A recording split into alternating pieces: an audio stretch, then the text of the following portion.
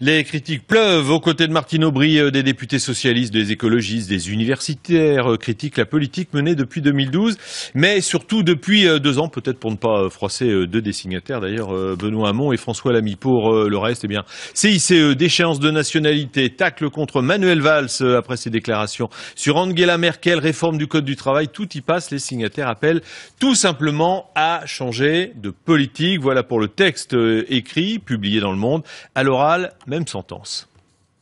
De cette réforme du Code du travail dont il est question dans cette pétition, on va en parler avec Maître Christophe Noël. Bonsoir, vous êtes avocat spécialiste du droit du travail. Qu'est-ce qui vous paraît le plus révolutionnaire dans ce... Alors c'est un projet, puisque Manuel Valls a dit qu'il pouvait être amendé, mais qu'est-ce qui vous paraît le plus révolutionnaire dans ce projet de réforme, c'est-à-dire susceptible d'entraîner le plus de changements et donc le plus de réticence? Je ne parlerai pas de révolution, mais de la mesure la plus choquante, en tout cas sur le plan des principes juridiques, c'est celle qui consiste à plafonner les indemnités pour licenciement sans cause réelle et sérieuse. Si elle passait, il faut quand même oser, parce que ça va à l'encontre du principe d'indemnisation. Il n'y aurait plus de justice prud'homale, il faut dire les choses comme elles sont. C'est-à-dire que demain, lorsqu'un salarié sera licencié de manière illégale, donc sans motif, il n'aura un recours qui sera illusoire finalement, puisque en fonction de son ancienneté, on lui donnera une indemnisation qui sera par avance forfaitisée et on tiendra absolument plus compte du préjudice réel qu'il a subi. Et ça, c'est dramatique évidemment pour l'ensemble des salariés en France. On sait que dans ce projet aussi, il y a les règles du licenciement économique qui sont assouplies. Si l'entreprise connaît une baisse des commandes ou du chiffre d'affaires, plus besoin d'être en grande difficulté économique pour licencier. Est-ce que cette mesure ne risque-t-elle pas justement d'augmenter les licenciements comme le craignent les syndicats ? Oui, je suis un peu d'accord avec eux. D'après ce que j'ai pu lire dans le projet de loi, il suffirait qu'il y ait une baisse du chiffre d'affaires sur une période assez courte, je crois plusieurs mois, c'est ce que j'ai pu lire. Donc il suffirait finalement de baisser de 0,1% le chiffre d'affaires d'une entreprise pour pouvoir licencier massivement des salariés. C'est totalement invraisemblable. Et puis surtout, pourquoi bouleverser les règles qui existent aujourd'hui ? On a une jurisprudence, les juridictions françaises, les conseils de prud'homme, les cours d'appel ont fixé des règles en matière de licenciement économique. Aujourd'hui, il est possible de licencier lorsque les entreprises connaissent de sérieuses difficultés financières, même pour sauvegarder leur compétitivité.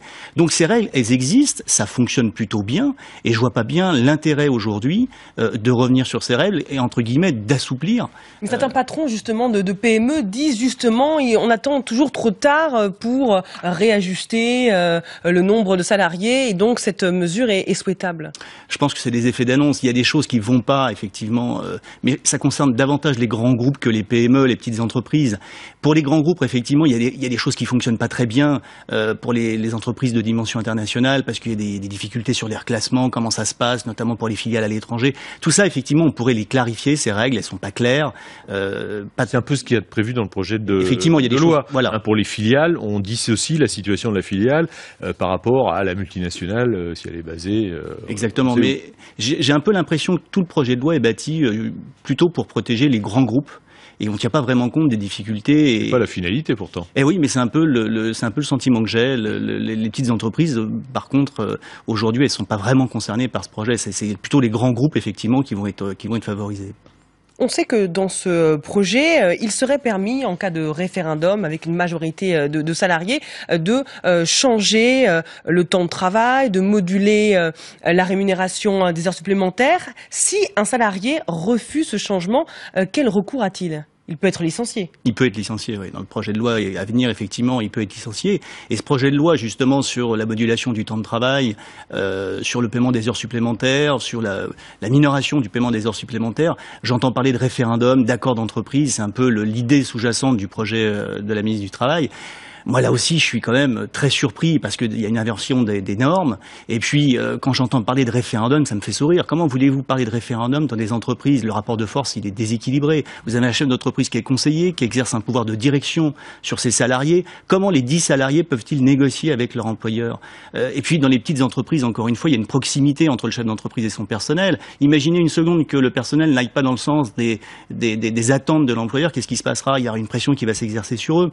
Je pense que En plus, le projet de loi va à l'encontre de ce qu'avait déclaré le président de la République, qui mettait en avant le dialogue social, le dialogue avec les syndicats. Et là, c'est tout l'inverse. On brise les syndicats. Le référendum, c'est pas autre chose qu'une négociation directe entre le chef d'entreprise et les salariés. Donc le dialogue social, il n'existe plus.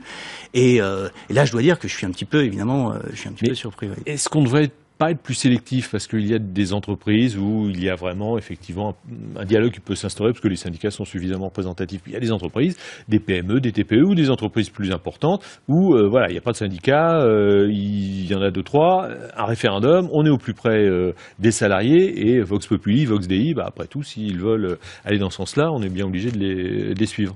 Oui, mais ça existe déjà.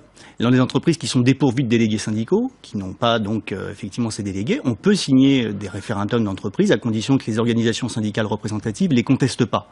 Donc cette formule, elle existe aujourd'hui.